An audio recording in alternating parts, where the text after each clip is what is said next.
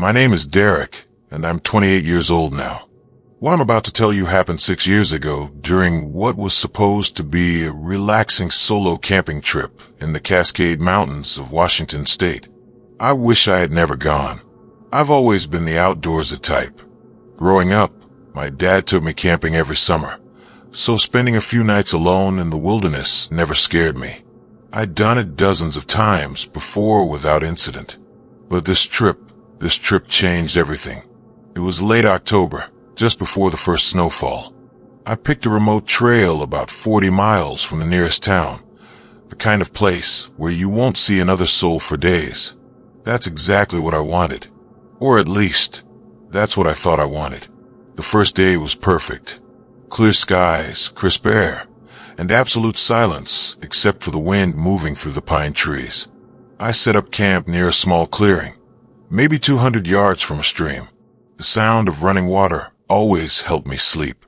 As the sun started to set, I built a fire and cooked some freeze-dried pasta. The temperature was dropping fast, so I ate quickly and crawled into my tent around 9 p.m. That's when I heard it for the first time. At first, I thought it was just the wind, a faint whisper, like someone speaking just below the range of understanding. You know that feeling when you hear your name called, but when you turn around, nobody's there? It was like that, except it didn't stop. I unzipped my tent and looked outside. The fire had burned down to glowing embers, casting strange shadows across the trees. Everything looked normal, but that sound, it was still there, floating through the darkness. "Hello," I called out. Silence. I convinced myself it was nothing, maybe a distant creak, or an animal I wasn't familiar with.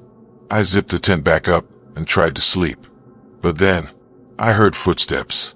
Not animal footsteps. These were bipedal, heavy, deliberate, walking in a slow circle around my tent. My heart was pounding so hard I could hear it in my ears. I grabbed my flashlight, but didn't turn it on. I just listened. The footsteps continued, around, and with each pass, that whispering got louder. It wasn't English. It wasn't any language I recognized, but I could tell it was words, sentences. Someone or something was talking just outside my tent. I stayed frozen for what felt like hours. Eventually, the footsteps stopped. The whispering faded, and somehow, I fell asleep out of pure exhaustion. When I woke up the next morning, I felt ridiculous.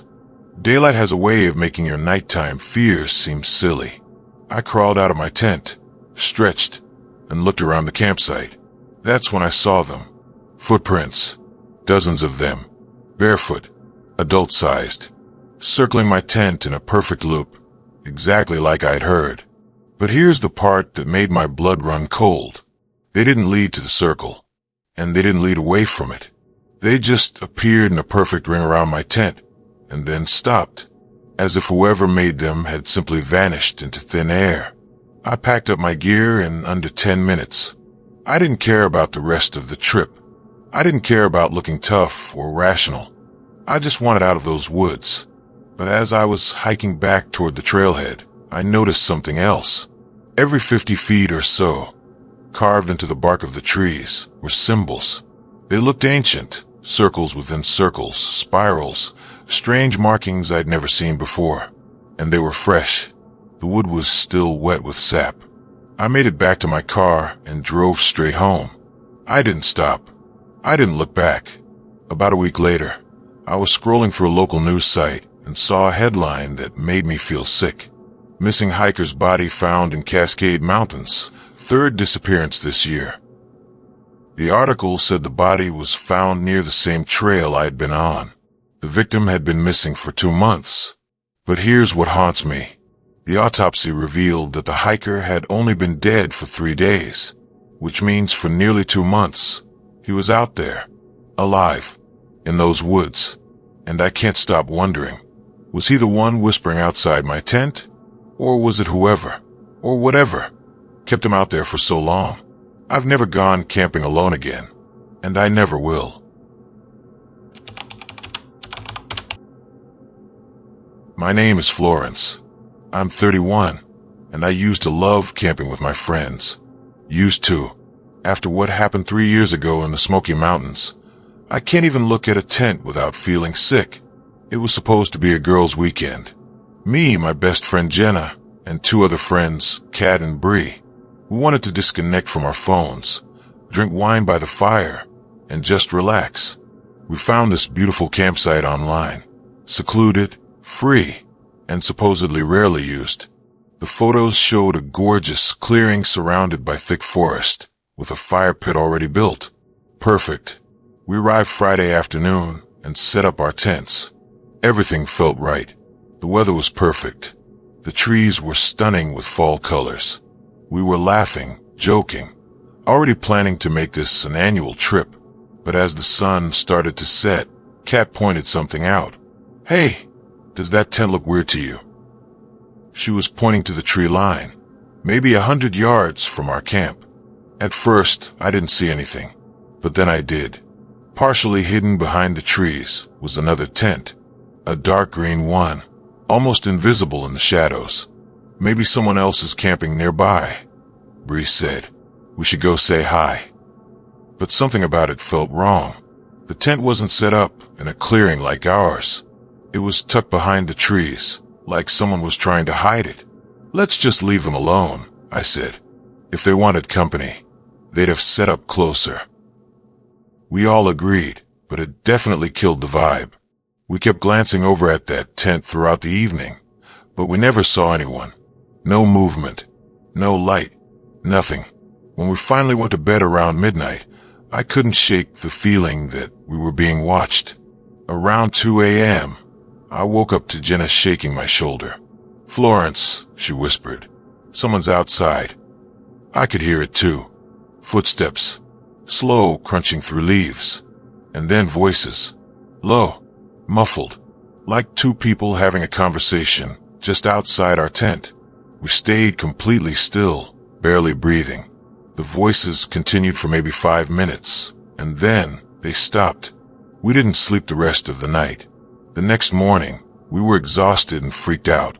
We all agreed we should probably just pack up and leave. But when we crawled out of our tents, we noticed something that made us freeze. The tent in the trees, it was gone. Just gone. Not packed up and moved. Not collapsed. It was like it had never been there at all. No footprints leading away. No tire tracks. Nothing. Maybe we imagined it. Kat said, but her voice was shaking. "We all saw it," I said. "It was right there." Bree walked over to where the tent had been. She knelt down and picked something up. "Guys," she said quietly, "you need to see this." It was a Polaroid photo. Faded and dirty, like it had been there for years. The photo showed our campsite, our exact spot. But it wasn't from this trip. In the photo, there were different people at our fire pit. For women, smiling at the camera, and behind them, barely visible in the trees, was the same dark green tent. We packed up and left immediately. On the drive back, Bree did some research on her phone. She found an old news article from 8 years ago. For women had gone camping in that exact area. They'd reported feeling watched, hearing voices, and seeing a strange tent in the trees. When park rangers came to investigate, the women were gone. Their campsite was untouched. Their cars were still parked at the trailhead, but they were never found. I still have that Polaroid. I've thought about turning it into the police, but what would I even say? Sometimes I wonder if those women are still out there, trapped in some kind of loop, watching new campers arrive, trying to warn them, or maybe whoever was in that green tent finally got what they wanted. My name is Sophia, and I'm 35 years old. I'm telling you this story because I need someone else to know what happened. Because if it happens to you, you'll know to run. 4 years ago, my younger brother Tyler and I decided to go camping in the Uinta Mountains in Utah. Tyler had just graduated college, and we wanted to do some brotherly bonding before he started his new job. We chose a backcountry site that required a 3-hour hike from a parking area. No cell service, no other campers, just us and nature. The hiking was brutal but beautiful. By the time we reached our spot, we were exhausted. We set up camp, ate dinner, and were asleep by 9 p.m. I woke up around 2 a.m. to the sound of someone calling my name. Sophia, Tyler, you guys okay in there? I sat up confused. Tyler was awake too, looking just as confused as I felt. Who is that? Tyler whispered. Sophia, Tyler, it's Ranger Collins. Just doing a safety check. Mind if I come talk to you for a second? I unzipped the tent and shined my flashlight outside. There was a man standing about 20 feet away, wearing a park ranger uniform. He had a flashlight and a radio on his belt. Everything looked official. Sorry to wake you, he said with a friendly smile. We've had some bear activity in this area. I'm just checking on all the campers to make sure everyone's storing their food properly. Oh, I said, relieved. Yeah, we've got everything in bear canisters. We're good. Mind if I take a look? Just to be safe. Something fell off, but I couldn't put my finger on what. He seemed nice enough. Professional. Sure, I said. The ranger walked over to where we'd stored our food, inspected the canisters, and nodded approvingly. Looks good. You guys have a safe night. He turned and walked back into the darkness, his flashlight bobbing between the trees. Tyler and I looked at each other. That was weird, right? Tyler said, Yeah, I agreed. But I don't know. Maybe they really do check on people. We went back to sleep. The next morning, we packed up and hiked back to the parking lot. On the way, we passed 2 actual park rangers doing trail maintenance. Excuse me, I said. Does Ranger Collins work in this area? The 2 rangers looked at each other, confused. There's no Ranger Collins in this district, one of them said. Never has been. My stomach dropped. Are you sure? We met him last night. He came to check our campsite. The ranger's face went pale. What did he look like? I described him tall, maybe 50s, brown hair, friendly smile. Sir, the ranger said slowly, we need you to come with us. Now, at the ranger station, they showed us a file, a thick file. For the past 12 years, campers in that area had reported encounters with the ranger who visited them at night. Always around 2 a.m., always friendly, always checking on their food storage. But here's the thing.